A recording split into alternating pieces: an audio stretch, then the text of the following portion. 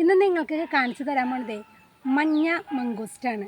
നമ്മളൊക്കെ മംഗോസ്റ്റ് എന്ന് പറയുമ്പോൾ ആ ബ്രൗൺ കളറും ഉള്ളിലെ കൊടമ്പുളിയുടെ അല്ലിയുള്ള വൈറ്റ് കളറ് അതൊക്കെയാണ് എല്ലാവരും മൈൻഡിലുള്ളത്.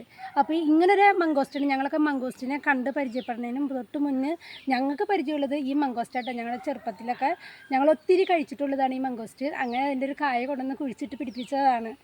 അപ്പോൾ ഈ മംഗോസ്റ്റ് ഞങ്ങൾ അതിൻ്റെ അത് കാണിച്ചു തരാം. ഇത് പച്ചയാണ് കാണുന്നത്.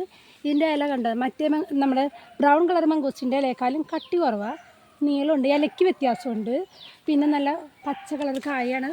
അത് കഴിഞ്ഞ് പഴുത്തത് ഈ ഷെയ്ഡിലേക്ക് വരും. അപ്പോൾ ഇതിൻ്റെ ഉൾഭാഗം കൂടി കാണിച്ചു തരാം നിങ്ങളെ. ഇത് പഴുത്ത് മഞ്ഞ കളർ കാണുമ്പോൾ നിങ്ങളോർക്കും ഭയങ്കര മധുരം എന്നൊക്കെ വിചാരിക്കും. ഇതങ്ങനെയൊന്നുമല്ല. ഇതിൻ്റെ ഇത് കാണിച്ചു തരാം.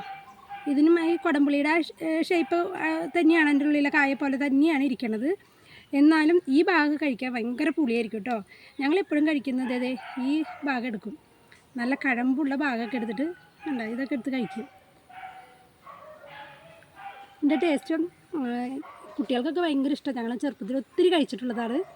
ഇപ്പോൾ നമ്മൾ മറ്റേ മംഗോസ്റ്റ് നല്ല വൈറ്റ് കളറുള്ള മംഗോസ്റ്റ് ഉണ്ട്, അത് നല്ല മധുരമുള്ളൂ. അത് കഴിച്ച് തുടങ്ങിയപ്പോഴാണ് ഇതിനോടൊക്കെ എല്ലാവർക്കും ഇഷ്ടക്കുറവ് വന്നിട്ടുണ്ടെങ്കിലുള്ളൂ. എന്നാലും ഇപ്പോഴും ഞങ്ങൾ കഴിക്കും കേട്ടോ. അതിനൊക്കെ ഒത്തിരി വിറ്റാമിൻസൊക്കെ ഉള്ളതാണ്.